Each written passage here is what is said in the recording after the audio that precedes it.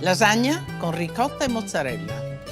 Today, it's all about Italian-American favorites. Those dishes that we all love. Nice lasagna, eggplant parmigiana, tossed with a nice green salad, and voila, great meal. But let's begin with the marinara sauce, because otherwise you go nowhere without sauce. So a nice big pot, some oil, sliced garlic. We'll let that just get some color. Here I have plum tomatoes. I like to buy them whole. I always tell you, nice plum tomatoes. Some Marzano are the ones that I really prefer. I just dump them, and then I go with my hands and really crush them. I'm gonna put a little bit of peperoncino just to spice things up. The garlic is just beginning to get golden, and you don't want it browned. You just want it a little bit golden to begin to release its flavor. Let's throw in the crushed tomatoes.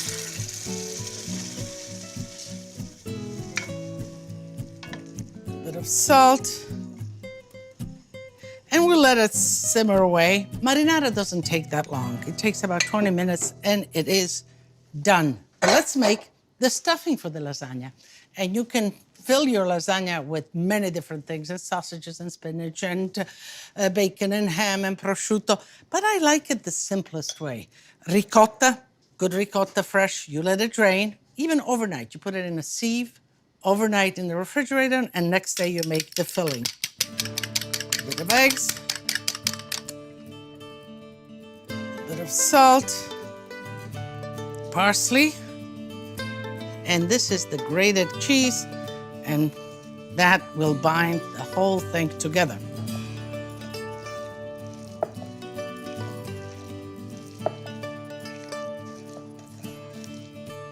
And now we go to the pasta.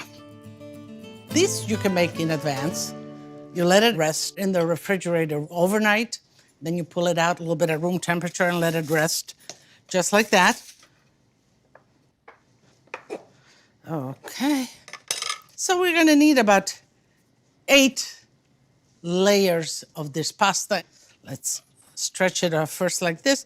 And it's always a good thing that you begin with the widest, because you wanna mix it up a little bit. This is kind of working the dough. And you want it as wide as you can. So here we have. Okay. What I would do is that I would cut it in half.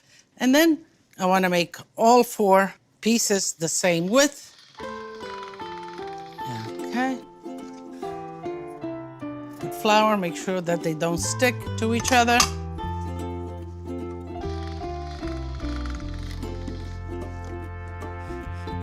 Now we have to change the measure here and stretch these pieces further.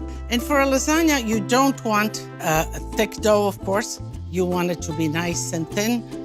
And you see how it stretches out? I am going to cut it like this, and you lay right here on a kitchen towel, and you keep on rolling.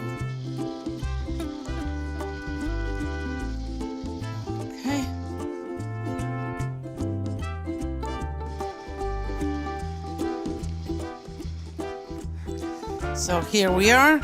Gonna mix the sauce a little bit here. I'm going to finish rolling out the pasta, and then we'll come back and we'll assemble it all together. Fresh pasta was a ritual. Grandma, I remember, would pull out her kneading board and put it on the table. Then she would tell me, prendi il scagnetto, take the little stool, and that was for me, so that I would step on it and be right next to her, and we would knead. I can still feel that silky dough in my little hands. She says, punch it, go for it, work the dough. Sometimes I would push so hard that I would flip the scagnetto and I would fall off the thing. But dough is always magical. So we're ready to cook the pasta and assemble the lasagna. You know, you cook the pasta and then you go right into assembling the lasagna. You don't cook the pasta and leave it around for a day or two and then assemble the lasagna. Doesn't work that way.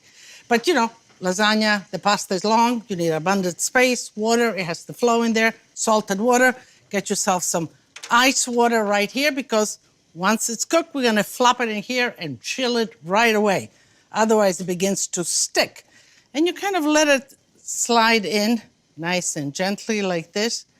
And give it a swirl because you don't want it to stick in there. So let it dance around. Number 2. Okay. Do as many as you can handle at the time. You know, you're not in a hurry. If you fill it up with lasagna, it's gonna stick on you. When it begins to kind of change color and it's a little bit on the white side, then it's just about cooked. So let's pull up one and put it right in here. Open it up right away. There we go. You don't want to break it, you know. Handle it as gently as you can. Stretch it out. Okay. Stretch it out. Let it chill. Let's go on to the next batch. So let that cook. And you have another tray with a moist towel. We fished them out, and now we want to dry them. Just like that. Again. Okay. Here is one.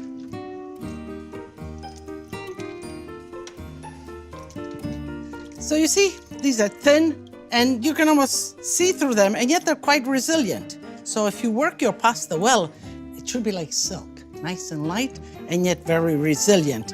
This is it. We have cooked the pasta.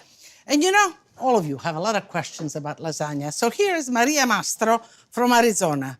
When cooking the lasagna noodles, what is the secret to them not shredding and falling apart? Please, she says. Well, you just saw it, Maria. You know, you gotta kind of have your setup. You gotta throw them in the boiling water and stir them so they don't stick, nice and gently. Then you have to have a nice bath here. Fish them out, put them in here, stretch them out here. And then you have a wet towel and you stretch them out here. And they are just about 3/4 of a way cooked. They're not completely cooked. They have that kind of body so they don't break on you. So it's not that hard, Maria, is it? You're gonna do it now. Okay. So now we go to assembling the lasagna. Choose a nice vessel. You know, I like either ceramic or this is cast iron with enamel inside. I butter it a little bit. The marinara has been done. A little bit of sauce and line the bottom. So what I'm gonna do is put pasta on the bottom. And I think that I'd like the longest on the bottom because I want it to overlap. Let me put this one. And then just a little bit of sauce in between, like that. And let me cut these because now I want them to overlap that way. That's it. There you go. One here. Now, sauce. You put the stuffing. And let's put half on the bottom and half of next layer of the grated cheese, sliced mozzarella. Makes a nice layer. A little bit more of the sauce. And one layer. I'm gonna patch up all of the lasagna here. A little bit more sauce. The rest of the filling all in here. Spread it evenly like that. Grated cheese. Again, sliced mozzarella. And now we have a lot of sliced mozzarella underneath. We don't have to make this one as dense. Salsa.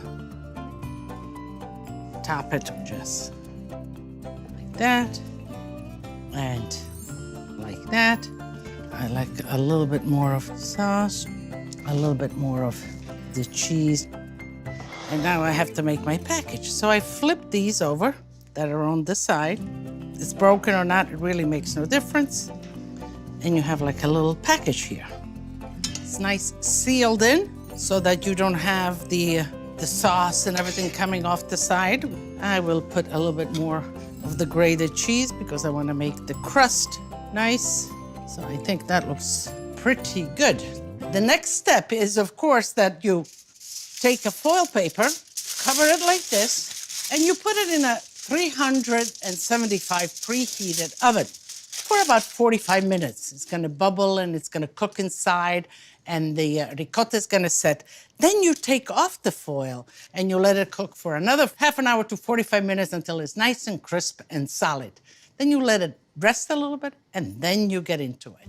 Piatto ricco mi ci ficco. You know, that's an Italian proverb, and what it means is, what a rich plate. I'm going to dive in, and so I am. You let it rest because, you know, otherwise it's going to run all over the plate. So you let it rest, and I think it's, you know, if you're going to plate it, a little sauce is always good, just in the center, and we're going to rest the piece of lasagna right on there, and let's see what happens. Okay, serrated knife is always a good idea, kind of.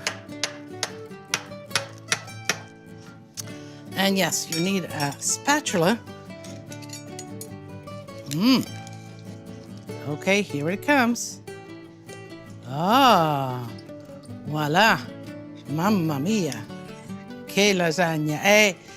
You know, I wanted to serve it to you so fast, so it is a little spreading out, but that doesn't make it any less delicious. And I have a little bit here for myself. Oh my God, I have the best part here for myself. Never mind. Oh, fili di telefono, telephone wires. So let me.